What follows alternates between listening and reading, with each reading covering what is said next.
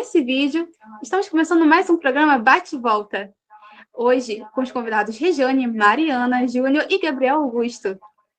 E o assunto de hoje é super atual e está sendo muito comentado. É a consciência global de solidariedade, retirada da proposta de paz, do humanista Isaac Ikeda. Ela sugere que é preciso criar uma cultura de libertar as pessoas dos ciclos trágicos da história, sem distinção, se apoiando conjuntamente e priorizando os mais fragilizados. Consciência parte de tornar isso claro e natural. Global vem de partir de cada um de nós e simultaneamente com as nações. E implementar a solidariedade como ação é uma essência do humanismo que temos sentido falta. Mas e do seu ponto de vista, Mariana? Qual é a sua opinião? Boa noite. Boa noite, Nádia. Boa noite, meus colegas de mesa. Olha, ótima pergunta. Muitos especialistas declararam que não se trata de um se outra pandemia ocorrerá, mas quando ela ocorrerá. Então, eu concordo quando o Sensei pontua sobre as nações fazerem um tratado cujo foco das medidas de resposta à pandemia precisa estar no trabalho em conjunto dos governos e na sua forma de agir para superar a ameaça, e não como cada estado pode individualmente escapar da crise. Sensei escreveu que quando a atenção é direcionada aos dados negativos, e aí quando eu digo dados negativos, eu estou me referindo, por exemplo, ao número crescente das infecções, uma preocupação mesquinha com a defesa do próprio país pode se operar para ceder a solidariedade aos outros. Então, em vez disso, é importante estabelecer um foco positivo em como muitas vidas podem ser salvas se trabalharem conjuntos. Se todos os países continuarem mantendo isso em vista, o caminho para a resolução estará aberto, com governos trabalhando juntos para desenvolver e fortalecer a resiliência e a união. Isso começa com se preocupar se há acesso a vacinas a determinadas regiões e continuar o reparo dos rastros que a crise deixou. Esse tipo de coisa. As nações precisam agir, como foi dito por Einstein, citado por Ikeda Sensei, pensando em todos os afetados.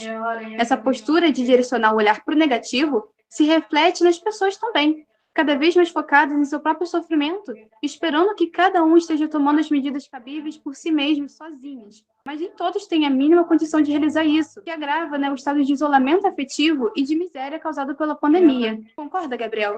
Concordo. E porque as pessoas estão sofrendo, Nádia? Esse período de pandemia fez as pessoas se isolarem afetivamente, mesmo tendo a possibilidade de dialogarmos virtualmente, não é mesmo? É natural, passarmos pelo luto, alguma situação traumática, a gente se recolher e ficar mais na nossa para se proteger e nos reconstruir. O lado negativo, dessa tendência, desse mecanismo de defesa, pode nos tornar refém do sofrimento sem perceber ao passar do tempo. Então, o Sensei, o presidente Isaac Ikeda, ele ressalta na proposta de paz que esse é um desafio da nossa geração, da nossa época, sair desse campo mesquinho de pensar somente em nossas preocupações, em nossa defesa e alterar para uma consciência de que muitas vidas podem ser salvas em solidariedade ao trabalhar em conjunto, ao olhar para outras pessoas que estão sofrendo sem discriminação. Então, enxergar apenas o lado negativo das coisas, o medo, a dor e o isolamento, nos faz achar que somente isso importa, Então, para quem conhece o Emicida, tem aquela música que diz: permita que eu fale não as minhas cicatrizes, elas são meras coadjuvantes. Então, nesse sentido, precisamos olhar para a dor do outro e acolher, como se fosse a nossa própria dor. Então, pensar que a nossa dor não é única e que podemos manifestar força para transformá-la em mais um momento da nossa vida, E é uma realidade, que há pessoas, que também nos amparem, Então, essas pessoas têm o potencial, de ser imensamente felizes, mas elas precisam ser notadas, precisam ser acolhidas, porque a dor de lutar sozinho, numa realidade de sofrimento é desoladora. Então, olhar para as pessoas que mais sofrem, lembrando que elas merecem ser felizes. Esse é o coração. Como estender a mão para alguém, Você faz pelo sentimento que gera e por reconhecer isso é o que importa, E na mesma proposta, o Sensei, ele fala, que quando esse tipo de círculo virtuoso, gerado a partir do interesse compartilhado por si e pelos outros, e conforme mais países assumirem esse trabalho de cooperação e assistência, e como foi dito pela Mariana, a crescente desolação se dispersarão. Então, esse é o caminho para o estabelecimento de uma consciência de solidariedade global, né? Para isso, Sensei pontua, necessita-se precisamente desse espírito compartilhado, esclarecido como uma declaração política de proteger a vida de todos de forma igual, independentemente da nossa nacionalidade, da região de origem e de cada pessoa, e sem qualquer tipo de discriminação. É isso mesmo, Gabriel. Nossa, boa noite para todo mundo. Esse é um aspecto fundamental mesmo, né? O acolher a dor do outro sem discriminação e com algum entendimento da dimensão disso, né?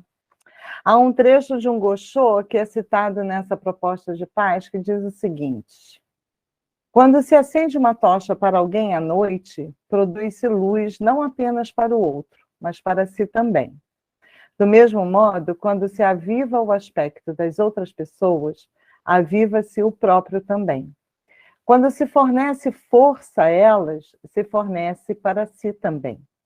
E quando se prolonga a vida delas, prolonga-se a própria vida também. Cada pessoa sente a sua dor como se fosse única. É isso aí que o Gabriel também já citou, né?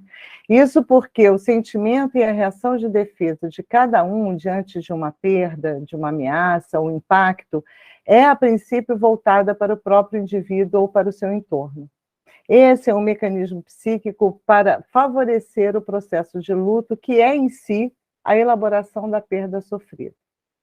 Contudo, é importante que nos tornemos conscientes da dor do outro, mesmo quando sofremos. E para sermos empáticos, precisamos ir ao seu encontro para ouvi-lo e abraçá-lo. Acolhendo o seu sofrimento, podemos perceber mais amplamente o nosso próprio meio. Quem perdeu alguém sente saudade e muitas vezes também solidão. E quem perdeu o meio de subsistência pode entrar em desespero. Isso poderia ser mais ameno, se nesse momento as pessoas encontrassem acolhimento e conforto entre os que passam pelos mesmos problemas, ou ainda o suporte para superar a tristeza e solucionar as questões.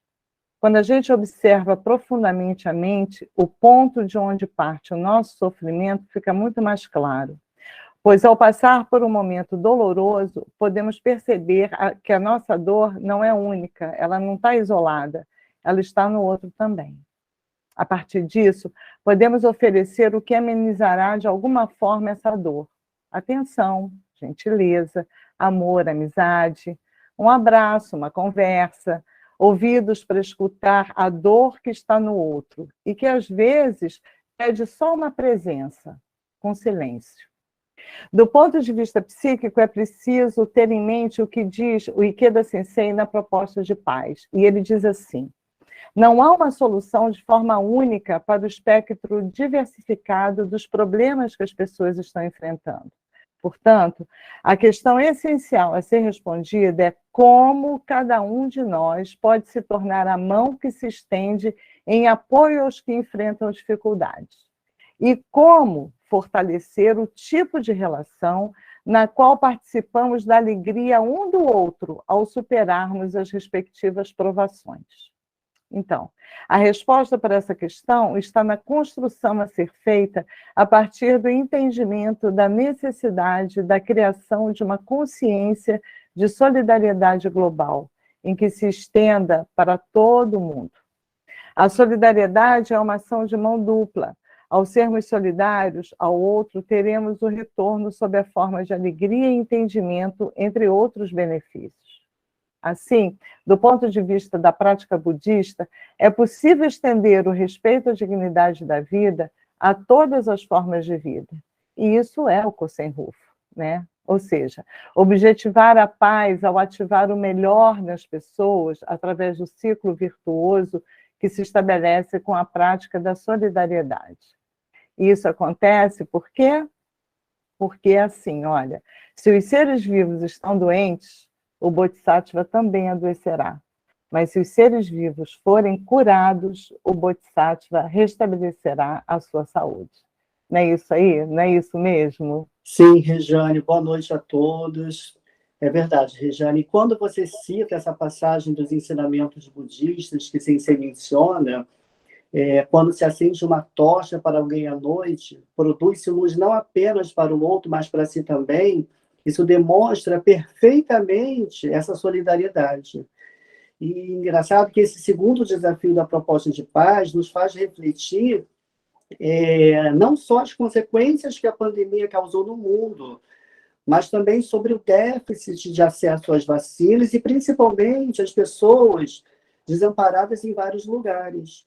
E isso só reforça o que o Sensei fala no segundo parágrafo, lá no início dessa proposta, que os impactos da pandemia serão provavelmente de longo prazo. E mesmo com todos esses impactos, ainda assim há uma disparidade de acesso global à vacina, sobretudo na África, que acaba sendo um continente prejudicado.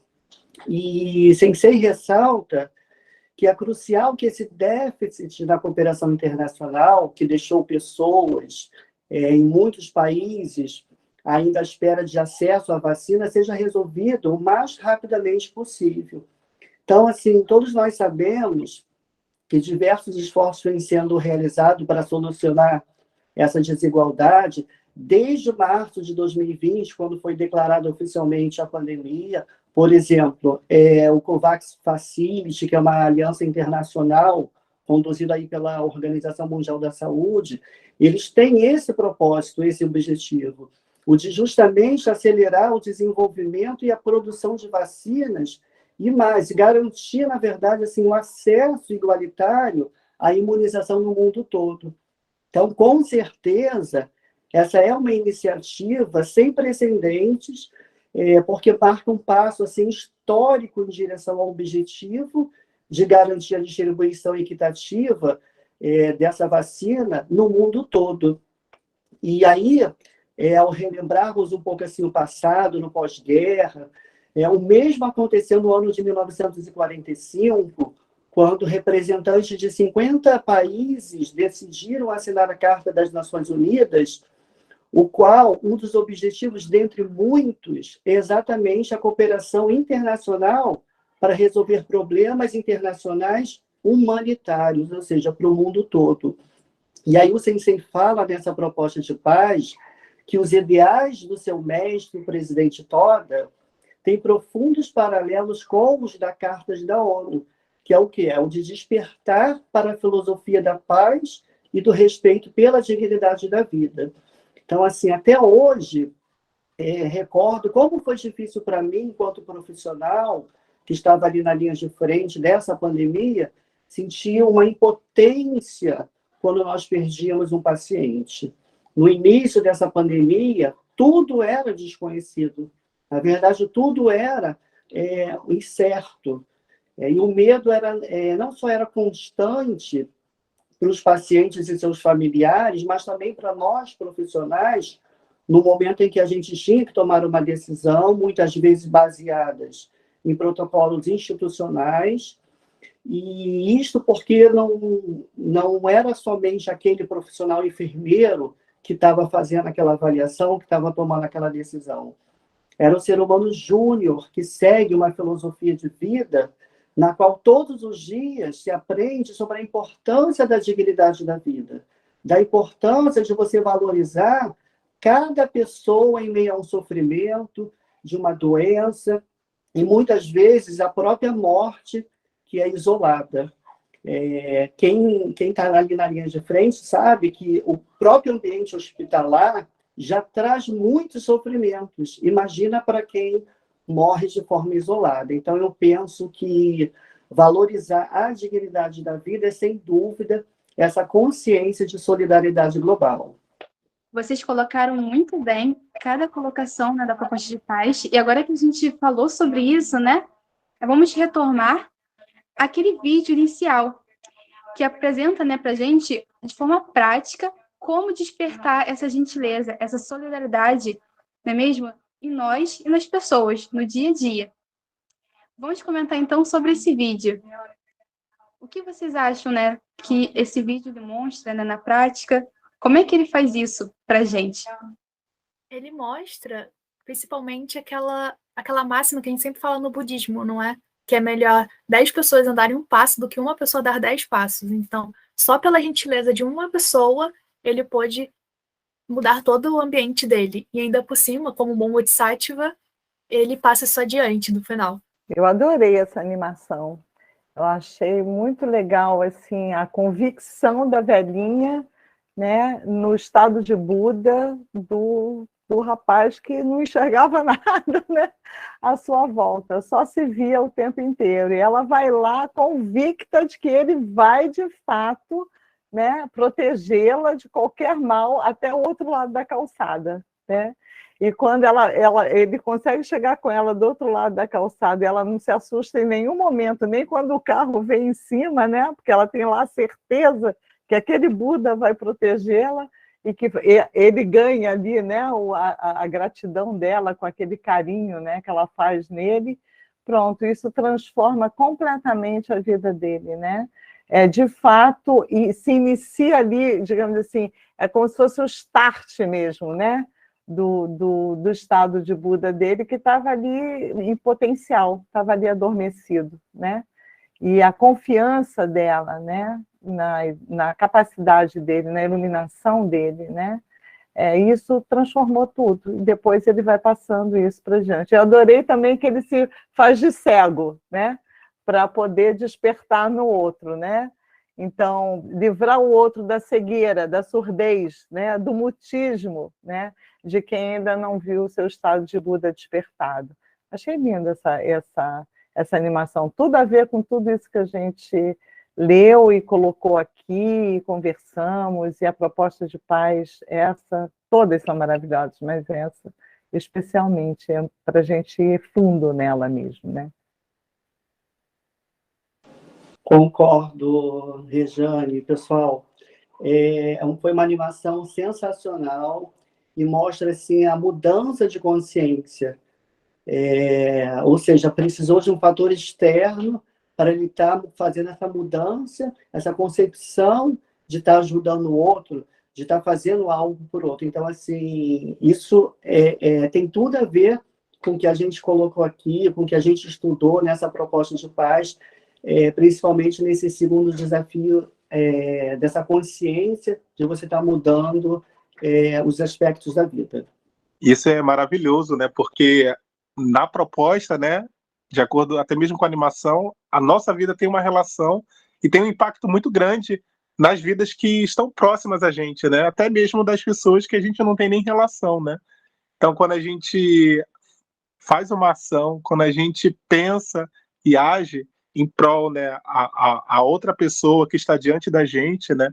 Isso tem um impacto positivo, não só no nosso meio, mas também na nossa vida, né? Então, na proposta, né, o Sensei nos mostra essa consciência, né, de que implementar isso, né, cultivar essa consciência, né, e até mesmo, né, trazendo o exemplo dessa animação maravilhosa, né, pensando até mesmo naquela filosofia, né, Ubuntu, né, eu sou porque todos nós somos, né.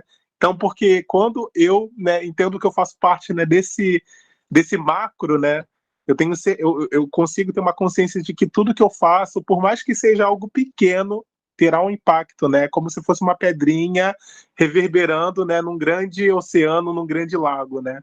De que a gente consegue reverberar, mesmo que a gente não tenha ideia, né? Então é isso que eu gostaria de compartilhar. E, assim, como a Regiane colocou, né? Ele era todo autocentrado, né? Como a Regiane colocou, mas ele não se percebia, né? Em relação ao que ele podia, no potencial ilimitado que ele tinha ali dentro dele. Né? Então, às vezes, a gente conhece pessoas também, né? E às vezes nós somos também essa pessoa que, embora esteja sempre pensando em si ou nas suas próprias questões, às vezes manifesta sempre até certo egoísmo, alguma questão assim, desse tipo. A gente também tem potencial ilimitado, né, para o bem, sabe? E às vezes a gente precisa que outra pessoa observe isso, né, como foi colocado por todos vocês, né, fator externo, essa questão do macro e tudo mais, para a gente conseguir realmente se enxergar, né? E eu acho que essa observação da mente, que é falado tanto no budismo, né, ajuda muito a gente a ter essa consciência, né? Aí observar a mente e revolução humana é totalmente interligado, né? E como a gente, às vezes, se vê, mas não se enxerga de fato, né? É necessário realmente, como é falado várias vezes pelo Ikeda Sensei, esse espelho, né? Para a gente conseguir enxergar o interior. De fato, impressionante. Pessoal, muito obrigada pela colocação de todos vocês. Foi uma entrevista maravilhosa. Vai se refletir, com certeza, na vida de cada um de nós, na vida de cada pessoa que estiver assistindo hoje a nossa entrevista. Muito obrigada pela colaboração de todos.